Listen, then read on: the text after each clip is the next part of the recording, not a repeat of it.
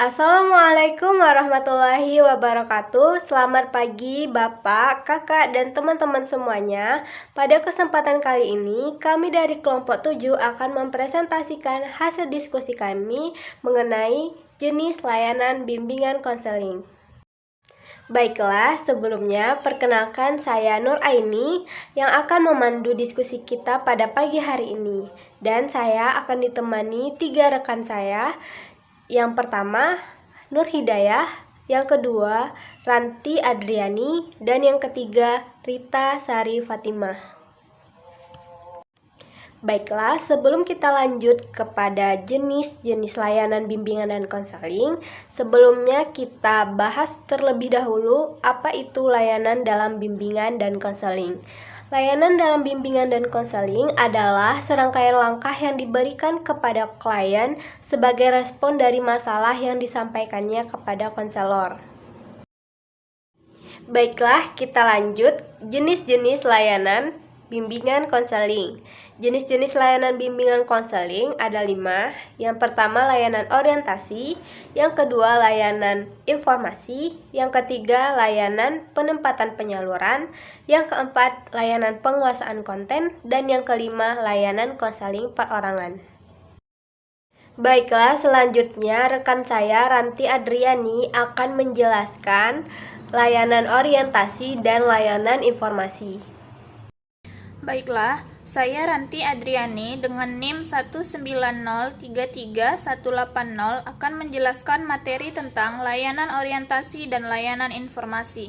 Yang pertama, layanan orientasi. Menurut Halen, layanan orientasi adalah layanan bimbingan dan konseling yang memungkinkan peserta didik memahami lingkungan yang baru dimasukinya. Sedangkan menurut Prayitno, layanan orientasi adalah sebuah layanan yang diberikan kepada klien agar memberikan pemahaman kepada klien tentang kehidupan yang lebih baik ke depan. Secara umum, orientasi berarti ke depan atau ke arah yang baru. Nah, dari penjelasan tersebut dapat disimpulkan bahwa layanan orientasi adalah sebuah layanan yang diberikan oleh konselor kepada klien agar dapat memberikan pemahaman tentang kehidupan tingkah laku yang akan dihadapinya ke depan. Program perencanaan pelaksanaan layanan orientasi dan informasi termuat dalam program semester, program tahunan, dan program mingguan bimbingan dan konseling. Adapun penyusunan programnya dilakukan melalui 3 tahapan. Yang pertama yaitu melakukan pengkajian terhadap kegiatan. Salah satu kegiatan layanan orientasi dan informasi adalah pengenalan keberadaan masing-masing bidang, kurikulum, dan sarana yang ada di sekolah, atau informasi penjurusan. Kajian program dilakukan dengan melakukan analisis terhadap lingkungan sekolah, baik untuk mengetahui kondisi yang lalu, saat ini, maupun yang akan datang. Dari analisis tersebutlah kegiatan mana yang harus dilaksanakan, ditambah atau dikurangi. Tahapan yang kedua yaitu merumuskan program kegiatan layanan orientasi dan informasi. Setelah dilakukan analisis terhadap rencana kegiatan yang akan dilaksanakan, maka selanjutnya merumuskan sebuah program. Program yang telah disusun akan dijadikan sebagai pedoman pelaksanaan kegiatan. Dalam merumuskan program kegiatan yang dijadikan bahan pertimbangan antara lain yang pertama tujuan, subjek, sasaran, jenis kegiatan, narasumber, dan target kegiatan. Apakah sudah sesuai dengan kebutuhan serta minat peserta didik?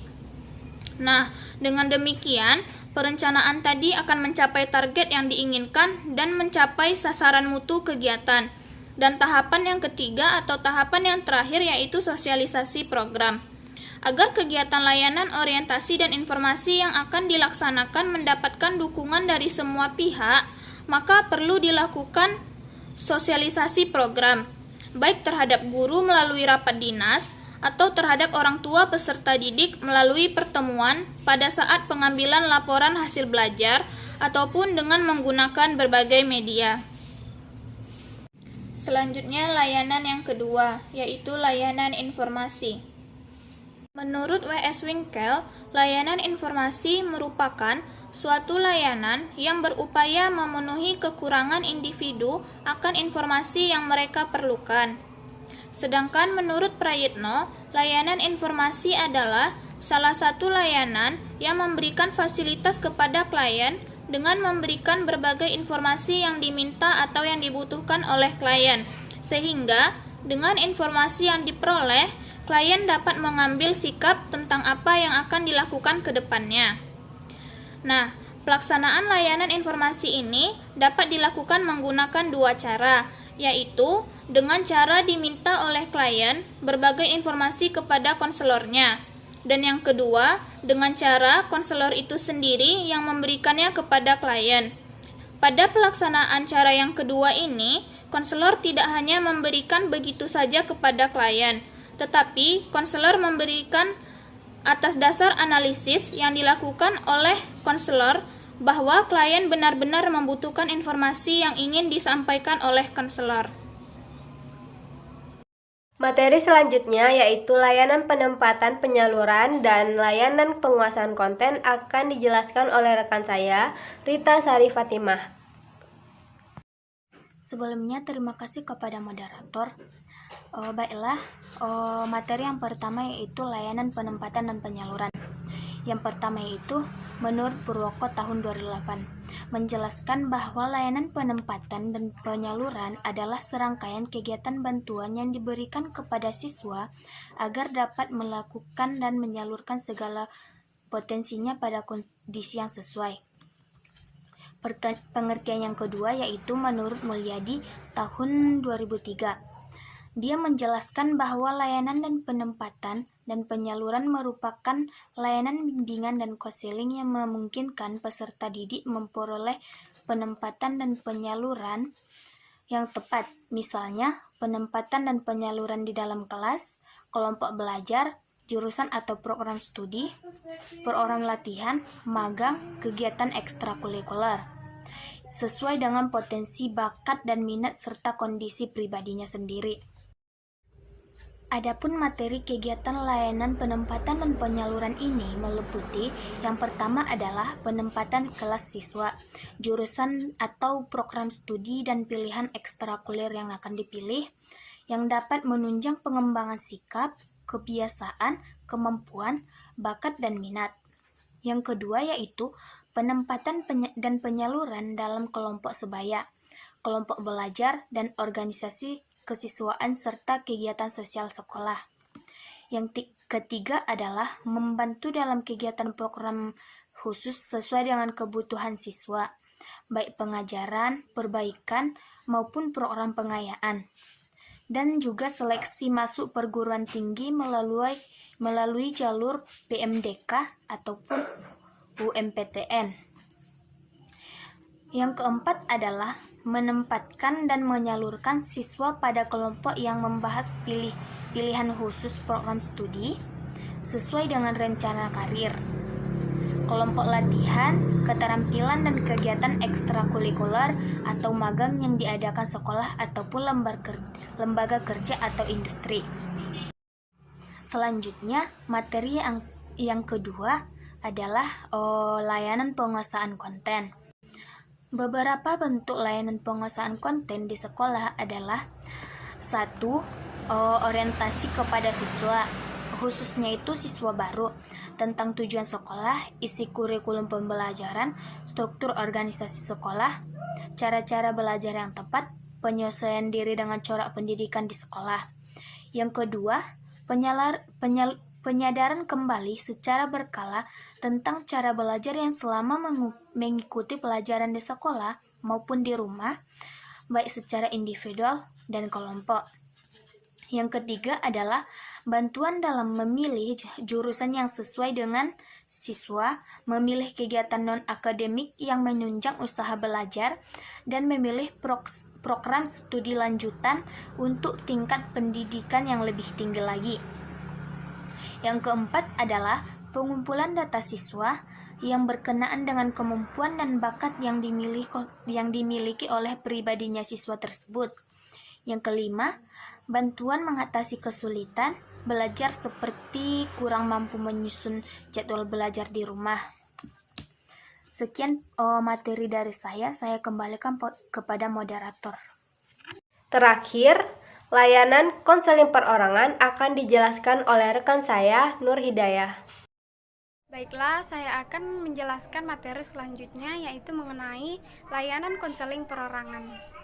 Menurut Prayitno dan Erman Anti 2004, konseling individu adalah proses pemberian bantuan yang dilakukan melalui wawancara konseling oleh seorang ahli atau konselor kepada individu yang sedang mengalami suatu masalah atau klien yang bermuara pada teratasinya masalah yang dihadapi oleh klien tersebut. Untuk proses layanan konseling perorangan ini terdapat 5 bagian.